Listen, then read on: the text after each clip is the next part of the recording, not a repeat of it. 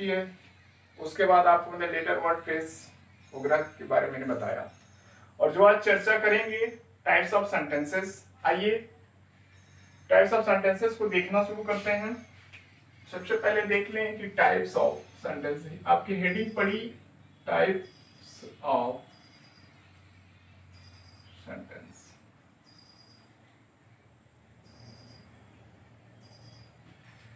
Sentence के प्रकारों को थोड़ा सा समझने का प्रयास करते हैं। तो पहला जो प्रकार होगा इसका, पहला जो प्रकार है इसका, जो आपकी हेडिंग पड़ेगी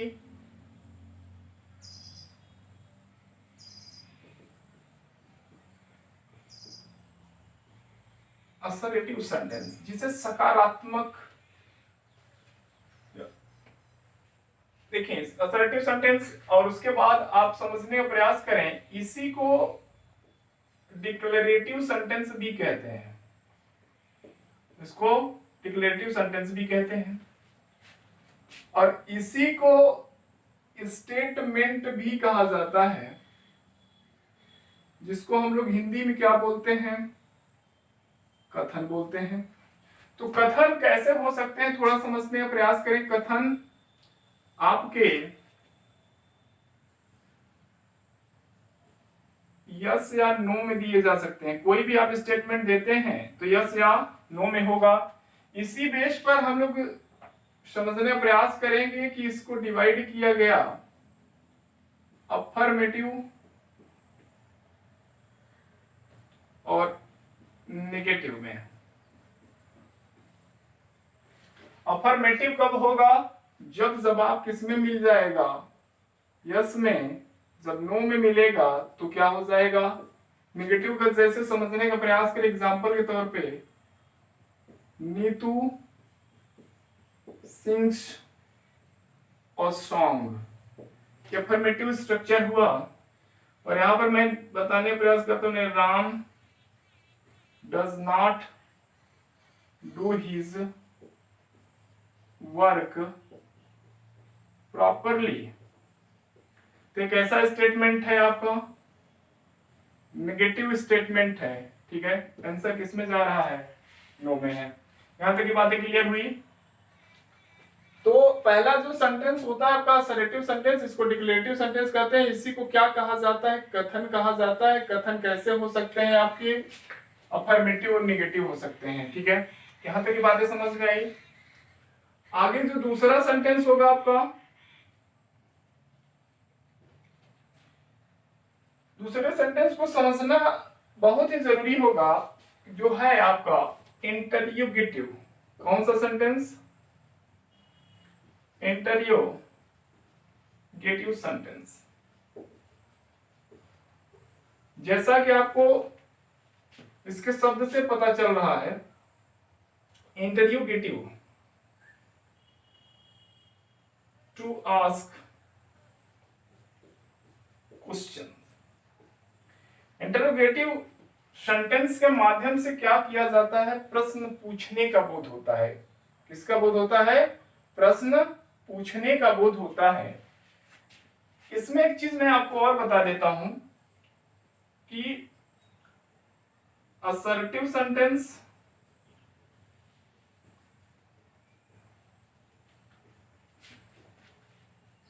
always starts with a capital letters and ends with a period। Period या इसको आप फुल स्टॉप भी बोलते हैं। ठीक है, फिर भी बात ध्यान रखिएगा, कोई असर्टिव सेंटेंस क्या होता है, कैपिटल लेटर से स्टार्ट होता है और एंड होता है कैसे, फुल स्टॉप या पीरियड से। तो आइए फिर मैं यहां पर आता हूं। इंटरोगेटिव सेंटेंस के माध्यम से प्रश्न पूछने का बोध होता है, तो समझने का प्रयास करें। मैं इसको थोड़ा सा मिटा दूं। आगे देखें, यहां से इसको बांटा गया दो तरह से। एक आपका होता है सिंगल इंटरोगेटिव और एक होता है आपका डबल इंटरोगेटिव। सिंगल इंट्रोगेटिव वो होते हैं जिसका जवाब यस या नो में दिया जा सके, यस या नो में दिया जा सके। ऐसे इंट्रोगेटिव सेंटेंस को सिंगल इंट्रोगेटिव, जैसे मैं कह रहा हूं do you want to take a cup of coffee, ठीक है। तो इसका जवाब आप यस या नो में दे सकते हैं। अगर आप किसी के घर जाते हैं तो आपसे पूछ लेता है कि आप क्या चाय लें या कॉफी लेंगे, ठीक है, तो उसमें तो चुनाव का बोध हो जाता है। लेकिन अगर पूछा कि आप चाय पियेंगे तो आप क्या कहेंगे, हाँ या ना। तो सिंगल इंट्रोगेटिव हुआ। कौन सा इंट्रोगेटिव? सिंगल। लेकिन ध्यान रखें जिसका जवाब यस या नो में न दिया जा सके उसके लिए डबल इंट्रोगेटिव इस्तेमाल होगा। इसके लिए क्या इस्तेमाल होगा? Detail description. जिसके लिए क्या करना पड़े? डिटेल डिस्क्रिप्शन देना पड़े। ऐसे इंट्रोगेटिव सेंटेंस को क्या कहते हैं? Double interrogative. ऐसे इंट्रोगेटिव सेंटेंस स्टार्ट होते हैं WH वर्ड से, जैसे व्हाट इज योर नेम। अब यस या नो में इसका जवाब आप नहीं दे सकते, इसके लिए आपको कुछ न कुछ बताना पड़ेगा, डिटेल रिप्लाई देनी पड़ेगी, तभी इसका हिसाब किताब आप क्लियर कर पाएंगे। लेकिन इसके लिए आपको यस और नो में जवाब देकर भी आप क्या कर सकते हैं? काम चला सकते हैं। चीजें समझ में आ रही? जैसे अगला एग्जांपल देख सकते हैं, हु इज योर फादर। एक बात और ध्यान रखिए, इंट्रोगेटिव सेंटेंस में क्या लगाते हैं आप? इसको बोलते हैं क्वेश्चन मार्क। किसका मार्क? Question mark. यहां तक की बातें समझ में आ गई, सिंगल इंट्रोगेटिव और डबल इंट्रोगेटिव। आइए नंबर 3 को समझने का प्रयास करते हैं।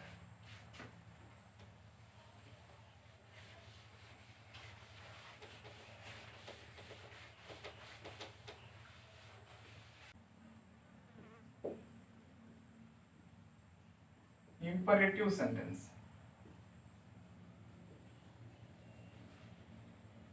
इसको मैं आपको एक कार फार्मूला पे समझा देता हूं। कमांड,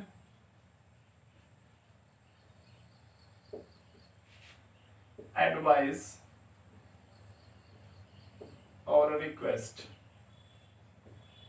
ठीक है। ऐसा सेंटेंस जिसमें कमांड, सलाह और रिक्वेस्ट का बोध हो जाए तो ऐसे वाक्य को हम लोग कौन सा वाक्य कहते हैं? Imperative sentence. इसको आज्ञा सूचक वाक्य बोलते हैं, आज्ञावाचक या आज्ञा सूचक। तो जैसे मैं कहूं गो देयर, इसमें क्या आ रहा है? आपका कमांड है। शट द डोर, ओबे your elders. Request, please give me a glass of water. कुछ चीजें इसके बारे में समझ लें। इसमें पहली चीज तो ध्यान रखिएगा, यू इसमें छिपा रहता है, यू छिपा रहता है, ठीक है, ये ध्यान रखिएगा। इंपरेटिव सेंटेंस में यू क्या होता है? छुपा रहता है। इस चीज को आपको ध्यान रखना पड़ेगा। आगे जो अगला आपका सेंटेंस है उसको देखें, नंबर 4।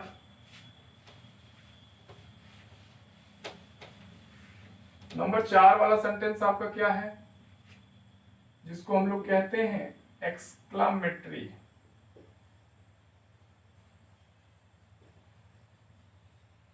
एक्सक्लामेटरी सेंटेंस, इसका मतलब एक्सक्लाइम से निकला हुआ है। एक्सक्लाइम का मतलब होता है चिल्लाहट। चिल्लाहट समझ रहे हैं? इसको हिंदी में बोलते हैं विस्मयादि बोधक।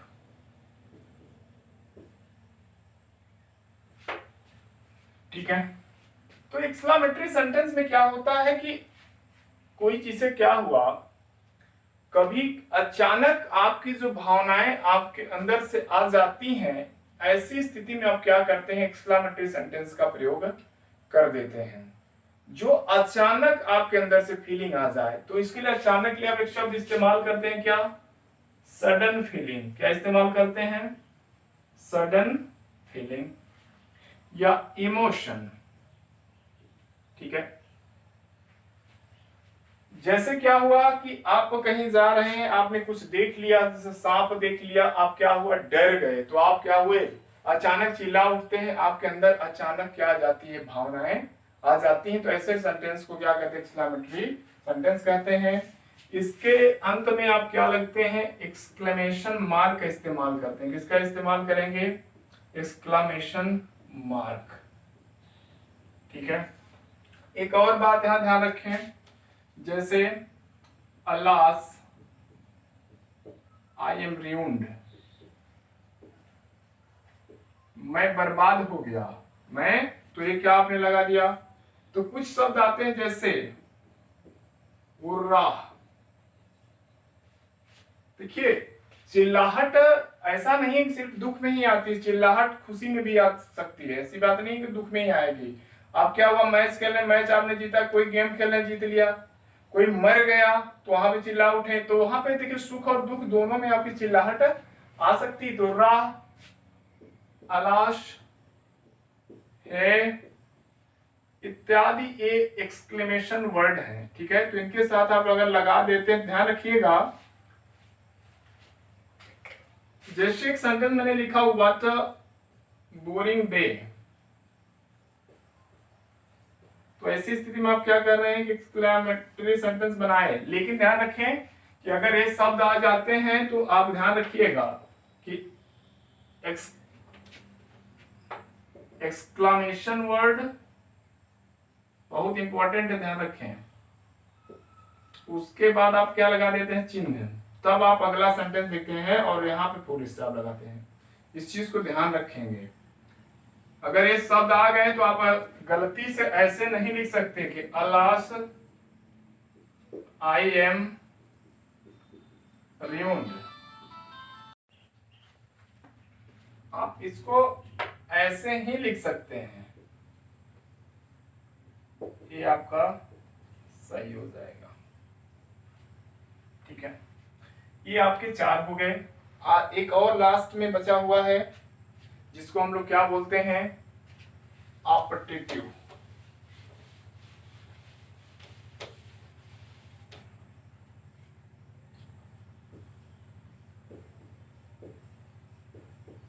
ऑप्टेटिव सेंटेंस,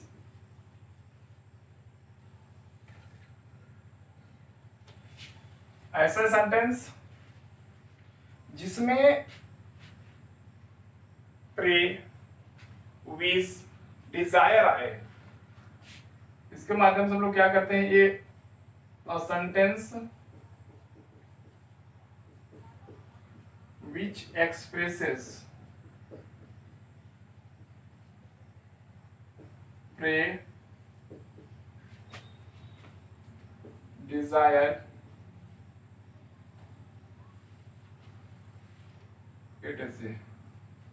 ऐसे सेंटेंस आपके शुरू होते हैं मे या विश से।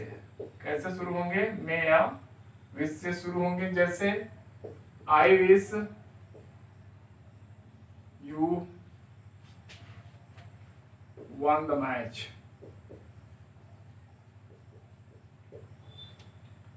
मे यू लिव लॉन्ग, आप क्या हो, दीर्घायु हो। तो ऐसे सेंटेंस जिसमें प्रे करना हो, डिजायर अपनी दर्शानी हो, तो ऐसे सेंटेंसेस को हम लोग क्या कहते हैं, ऑप्टेटिव सेंटेंस कहते हैं। इस तरह से मैंने क्या किया है, चीजों को छोटे पार्ट में, छोटे में, लेकिन आपको एक कंसेप्चुअल लेवल पे मैंने क्लियर कर दिया है। चीजें क्लियर हो जाएंगी। इसका इस्तेमाल जब आप नरेशन पढ़ेंगे तो वहां पर इस्तेमाल जब करेंगे तो सारी चीजें और क्लियर हो जाएंगी। नरेशन में इसका बहुत विस्तृत इस्तेमाल होगा। फिलहाल आज मैंने सेंटेंस को क्लियर कर दिया है 5 प्रकार। जो अब कल चर्चा आपकी शुरू होनी है उसको थोड़ा समझ लें। मीनिंग फॉर्मेशन, हेडिंग जो पढ़ेगी कल, मीनिंग फॉर्मेशन। वकैब में जो कंफ्यूजन होती है किसी वकैब को बनाने में आपको, उसको मैं क्लियर करूंगा कि आप किस तरह से वकैब का फॉर्मेशन करते हैं, कैसे वकैब को पहचानते हैं, कैसे पार्ट्स ऑफ स्पीच पहचानी जाती हैं, ये सारी चीजें मैं क्लियर करूंगा मीनिंग फॉर्मेशन में। आज आपने पढ़ा टाइप्स ऑफ सेंटेंस, सारी चीजें आपकी लगभग क्लियर हो गई होंगी। जहां कभी डाउट हो उस चीज को आप पूछ लीजिएगा, कमेंट बॉक्स में भी पूछ सकते हैं। और एक व्हाट्सएप नंबर है हमारा, ही व्हाट्सएप नंबर है, इसमें आप व्हाट्सएप करके क्वेश्चन को पूछ सकते हैं। इस पर व्हाट्सएप करें और प्रश्नों को आप क्या करें, पूछ लें। आज के लिए बस इतना ही, धन्यवाद।